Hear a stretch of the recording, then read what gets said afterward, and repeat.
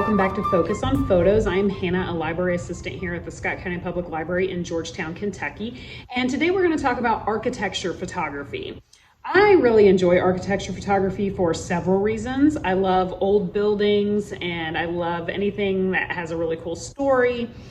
And buildings are pretty easy to photograph simply because we don't have the same difficulties we do with people, animals, even plants that might blow in the wind.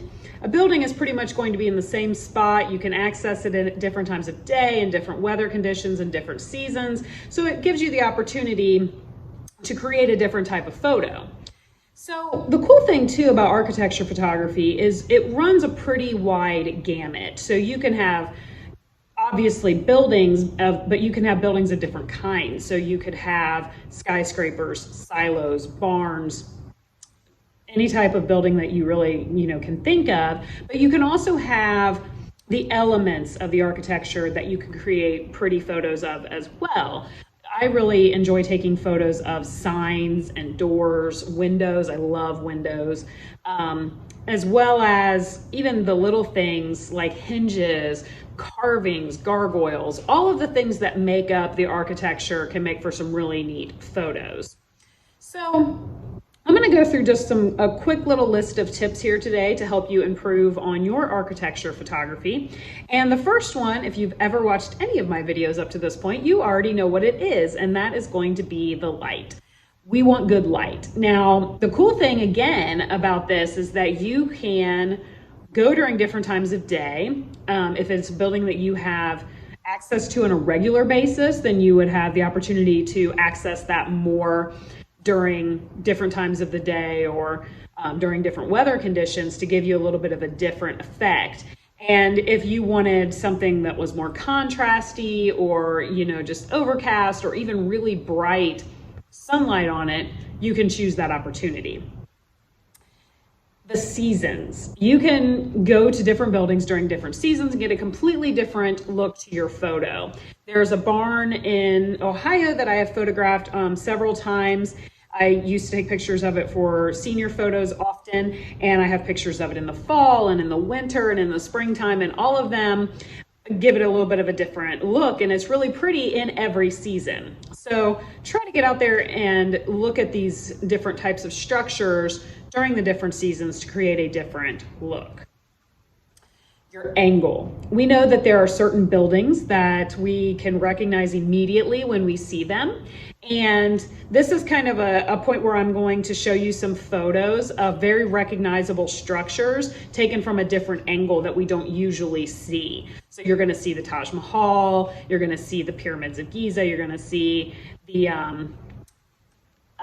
Stonehenge and a couple other things in here. So it's really kind of neat sometimes to see these buildings from a different angle, but it can also set your picture apart from what everyone else has done. And you can shoot low and make a building look very large. You can shoot high and make the building look a little bit smaller. So you can play around with that and try to get a little bit of a different angle and see what your photo looks like. The fourth tip I have for you is what is in your town? What do you have regular access to that you could take photos of? Maybe it's your barn that's out back in a field that nobody really messes with anymore.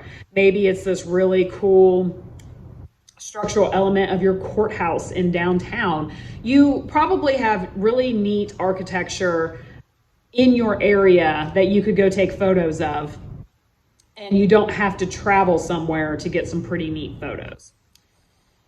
The fifth one I've got for you is don't worry too much about people. You're gonna have people in a lot of your photos, especially if you are traveling and you're somewhere where you're looking at something that people travel to actually see. If you want to try your best to avoid people, I would recommend getting out there early before most people show up, especially on vacations. People tend to sleep in a little bit later, take a little bit longer at breakfast. So I would get out there early if you want to avoid the people. Otherwise, I would just say to embrace it. People can add scale to a photo. They can make something appear, you can show how big that thing is with a person, in there for scale. And the other thing to keep in mind is that for 40, 50 years from now, it might be kind of neat to look back on that photo and see the types of things that people were wearing and, you know, how the times change. My sixth tip is going to be the details. So like I said before, one of the cooler parts of architecture photography is going to be everything that makes it up: cornerstones, carvings, windows, doors, signs, hinges, handles, all kinds of stuff. So I would make a point of trying to get photos of those things as well, if they appeal to you. That's one of the great things about this, is to try to get pictures of the things that appeal to you. One of the things that I had tried to photograph, and it was never something I intended to photograph, an opportunity presented itself and I was very excited to have it, but I took pictures of the St. Patrick's Cathedral in New York City, and it's a beautiful old church.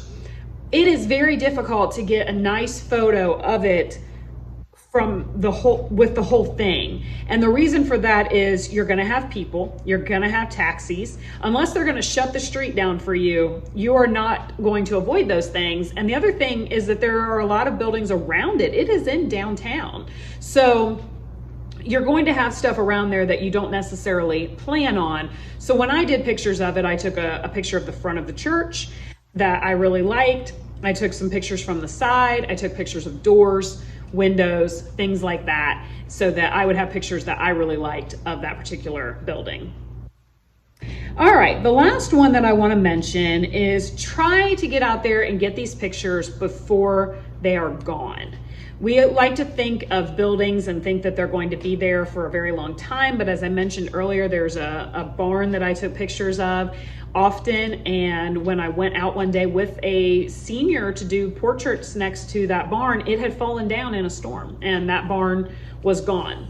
The picture that I'm going to show you now is of a barn that belonged to the Ohio Veterans Children's Home outside of Xenia, Ohio. I took this picture on the side of the highway with 35mm black and white film. And this was in the winter following 9/11. They hung that barn in honor of the 2,977 lives lost that day, as well as for our country.